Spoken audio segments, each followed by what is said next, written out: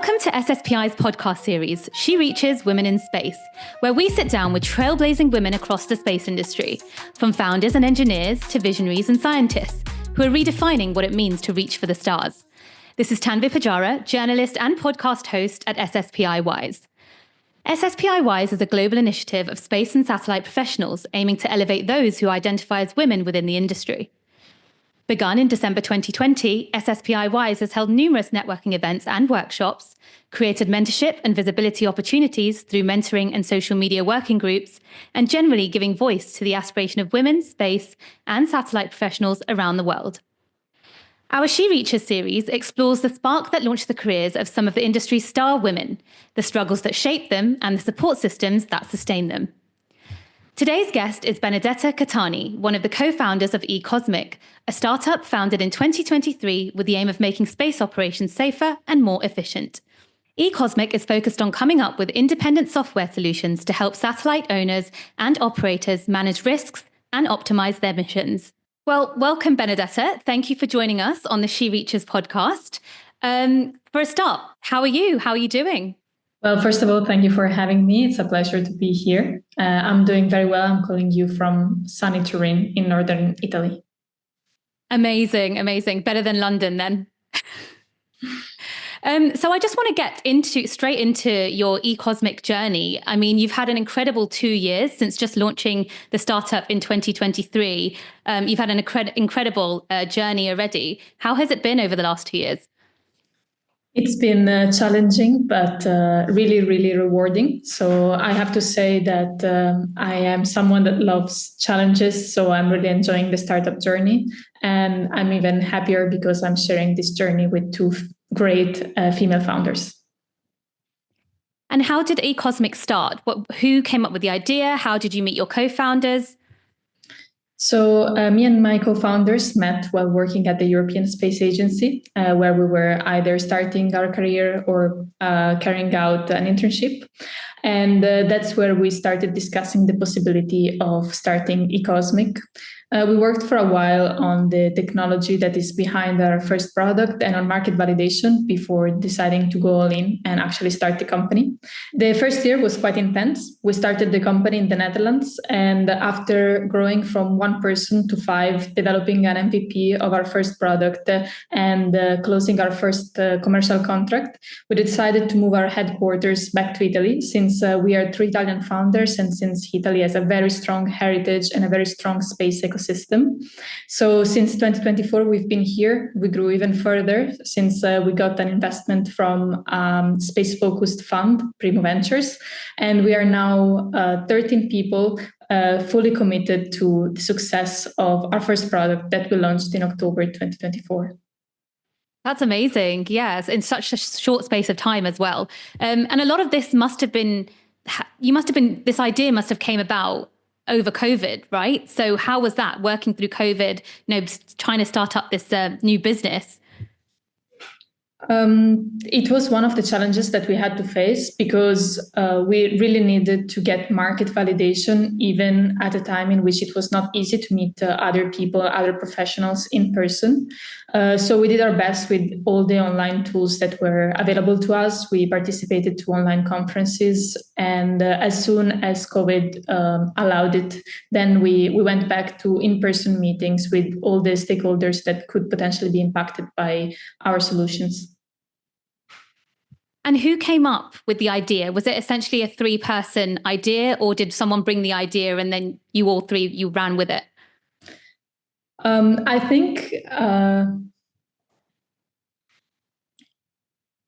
so. It was the combination of 3 different people and 3 different kinds of intelligence. I would say that it was an alignment of planets that allowed us to create Ecosmic. I myself was working as a systems engineer at the European Space Agency in the field of space sustainability, which is exactly where now we're active with our first product, Safe. While Gaia always had the overview of the market and gained a lot of experience in understanding where the market is going and trying to foresee trends. While Iman, our third co-founder, she had previous experience working in VC and in space-focused consultancy. So she brought more of the business perspective in a way. So our three expertise combined are what led us to create Safe. Yes. Fantastic. And with Ecosmic, could you explain a little bit about what it does, what the idea behind it, and what you're setting out to achieve with Ecosmic? Ecosmic is a space domain awareness company. We are developing a variety of software tools that allow satellite operators or any other stakeholder that has assets in space to safeguard them and to make the most out of them.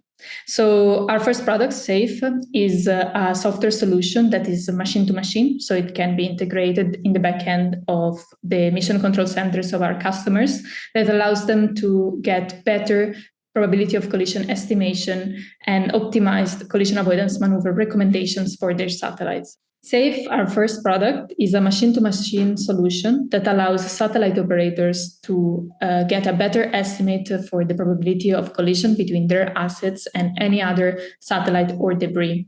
Safe leverages innovative algorithms that are patent pending and that have a very high accuracy. So they can be up to 70% more accurate than the traditional ones. This means that Safe is very efficient at filtering out false positives and also better recognize what are false negatives. Right. And how does Safe differentiate itself from competitors doing maybe a similar thing in the market? So, of course, I cannot tell you the details of our so-called secret sauce. But what I can tell you is that the traditional algorithms are based on a set of assumptions that in reality are not always true and sometimes are very far from truth. What Safe does is that it doesn't have any assumptions about the encounters in space, and that means that it reflects reality better and thus it gets more accurate results. Right. And was it difficult raising money for your startup, or what sort of challenges did you face at the start? I'd say that the main challenge that we faced was the fact that we are first-time founders and that we didn't have extensive experience or network within the industry when we started. So it was hard at the beginning to prove our worth to our partners, commercial partners first, rather than investors. But after managing to develop our MVP and closing our first commercial contract, then I'd say that was the pivot point that led us to fundraise. Amazing. And you raised 1.1 million euros, I believe. Was it the first year or the second year? That was in our second year. So in the first year, we bootstrapped, while in the second year, we raised to accelerate our development. And that's how we managed to deploy the product within 6 months. Now, I believe that we will be raising again relatively soon. So we'll start reaching out to funds within this year. Amazing. And how has it felt, to have that support and that backing behind you? It felt amazing. I'm really proud to say that we have amazing investors that are backing us up. As I was mentioning, it's the fund is called Primo Ventures, and the focus fund that's following us is Primo Space. There are 3 partners that have extensive network and that have been active in the space industry for a while now. The fund is established, it's big, and they've been really supporting us hands-on whenever it was needed. Mm-hmm. And I'd like to talk a little bit about the vision for Ecosmic in the future. Where do you see this company growing to? What are your hopes? We want Ecosmic to be the best company possible. So we want to develop software solutions that will solve real issues that satellite operators are facing and that will allow them to keep their satellites safe. We also want to ensure that space sustainability is a reality and not a mere word.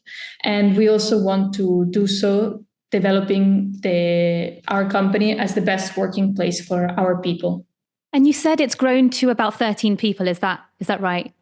We are 13 now. There's another person that will join us in about a month, and we have 1 open position for a business developer. But after that, we'll stay stable for a while as we wait to see what are going to be the next steps for Ecosmic. Wow. And that's quite rapid growth in terms of building the team, like you said, from 1 to 3 to 13. How have you done that? I mean, who have people been coming to you, or have you been reaching out to people? How did you create a really solid team for Ecosmic? The first thing that we worked on was our positioning within the space industry. So we have adopted a marketing strategy that reflects us as founders. So it has I would say it brings a fresh perspective to a market that is in a way sometimes a little bit old. And I think that attracted a lot of talent, especially when it came to people with a space engineering background. On the other hand, we struggled a bit with attracting talent from a software background because we don't have a big network over there. But I am happy and I'm proud that we managed to secure some amazing people that lie at the intersection between software expertise and space love. And they are some of our most cherished team members. Great. And as a female founder and a group of female founders, how difficult has it been to start up a business in a predominantly male industry? Being a female founder in such a male-dominated industry is certainly not easy. The hardest thing that we had to face was the fact that there are not a lot of role models out there.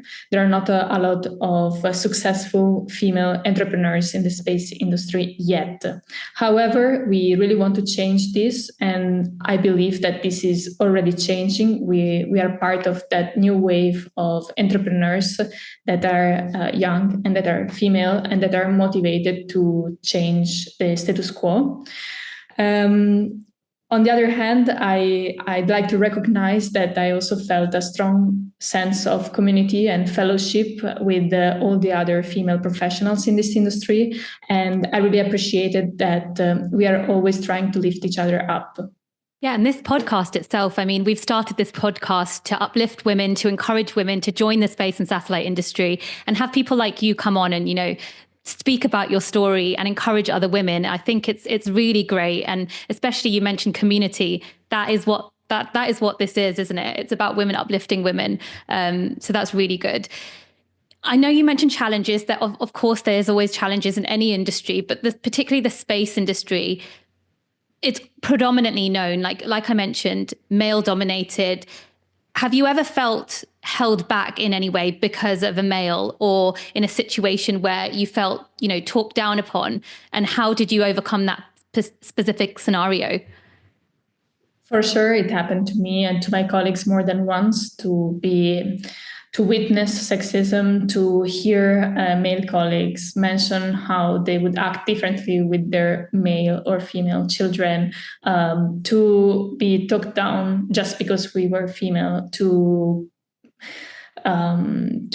have to withstand being introduced, for example, as the cute ones or the cute and nerdy ones, rather than just through our roles.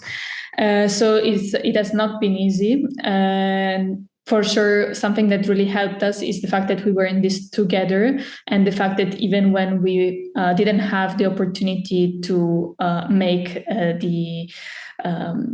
the other notice that what they were doing was maybe even unintentionally sexist, we had each other to reflect upon it and to move on with it. My recommendation for whoever is facing this is to stay focused, to be determined, to not let these kind of encounters bring you down. Yeah, I was just going to ask, do you have any specific advice that you would give to aspiring women entrepreneurs? You yourself have entered the industry quite young. I mean, you only left academia in the last 10 years, and you've achieved a lot. So what advice would you give to other women in a similar situation to you? It's been hard already to every single decision that we had to make to get here was hard, and it was against the standard, let's say. So when we decided to study aerospace engineering, when we decided to keep working in this field, when we decided to start a company in this field, and when we decided to keep the company growing, all of these decisions were harder for us with respect than how it was or how it felt for our male counterparts, because we had no role models, because we had to face more challenges. And we did it. And we need to keep doing this. And my recommendations for any other girls that are in the industry and that may want to start a company is to just do it and to not let these challenges stop them, as they didn't let them stop them earlier on when they started their academic or professional career in this industry. Amazing. And with your company, do you try to make it more equal in terms of how you've broken down your team, so women and men, or is it predominantly female? How have you gone about, your hiring process? Our company right now is almost 50-50 when it comes to the female-male ratio. Of course, for our company, inclusion is one of the core values, because we believe that from inclusion, you also get diversity. If you create an environment where every kind of person can thrive, then every kind of person will be attracted to apply for such a company. So this is how we work at Ecosmic. We have developed a variety of processes to make our hiring as unbiased as possible, and also our performance reviews as unbiased as possible, so that everybody has the same chances to progress after they've entered the company. And I think you've set a really great example with the fact that all three of you as founders are from different backgrounds, aren't you? Could you talk about could you talk a little bit about Gaia and Iman and yourself and your background? Gaia is half French, half Italian. She's a space engineer. And as soon as, or actually already when she was a master's student, she started being interested in the world of entrepreneurship. She took a lot of courses and she really leaned into how do you create a company and what should the drivers be? How do you investigate the market and the customer needs? I am a systems engineer by training, and that's why at the beginning of Ecosmic, I was the one that brought the most technical expertise and the one that was more hands-on with the product. Well, now I still lead the product development while I also tackle finance and administration as the CEO. And finally, Iman is also a space engineer, but already during her studies, she worked within a VC firm. And then afterwards, she joined a consultancy firm. So she really dived deep into market analysis and into understanding the space industry as a whole. So she brings that kind of perspective to Ecosmic. So Ecosmic has been in the news. You were recently featured in Forbes Italia's 100 number ones list for 2025, which is amazing. Congratulations.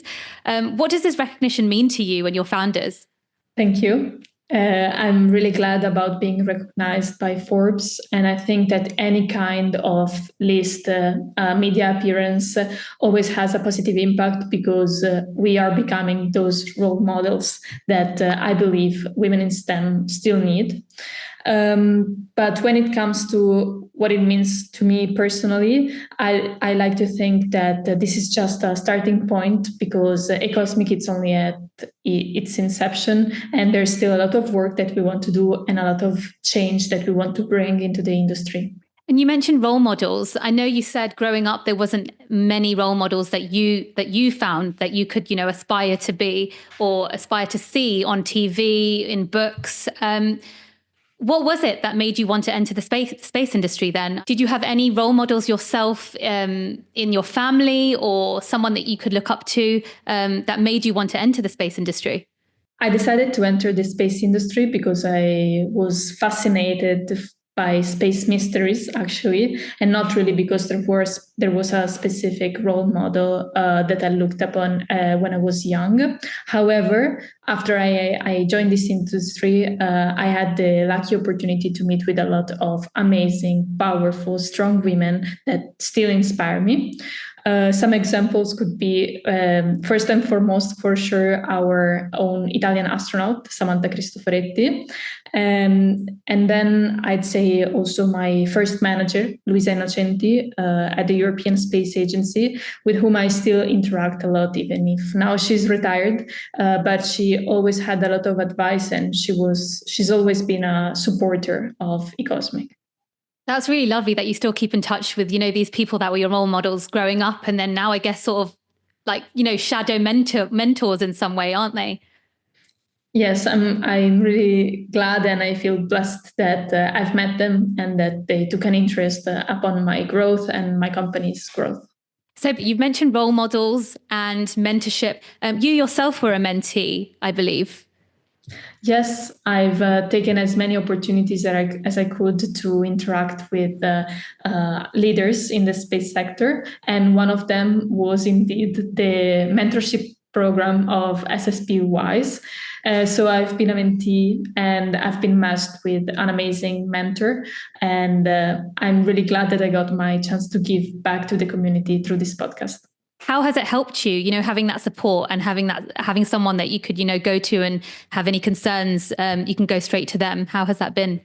It's been useful because, of course, experienced professionals have faced already many challenges that we are facing for the first time. So they always bring their experiences to the table, and they can provide advice and guidance sometimes when we would need to just trial and error.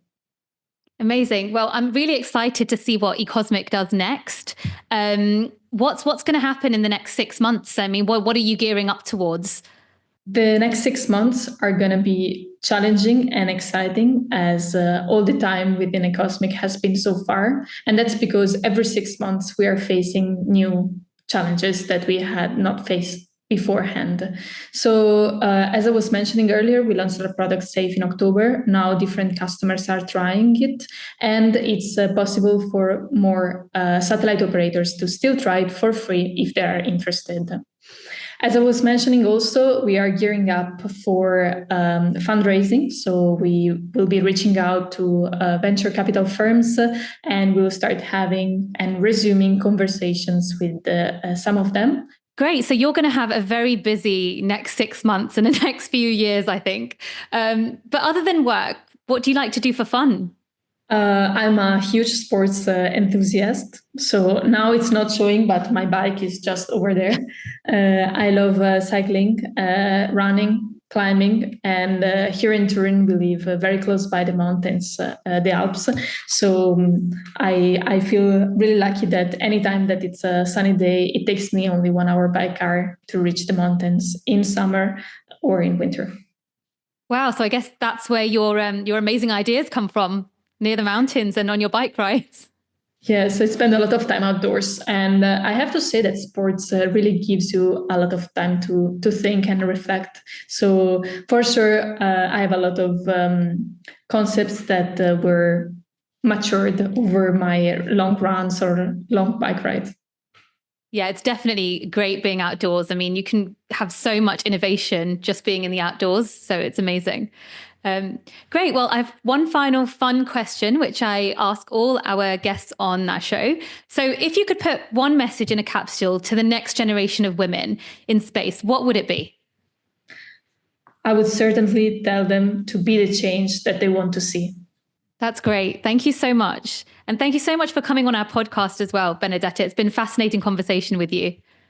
Thank you for hosting me. It's been a pleasure to be here and to meet you. Thank you.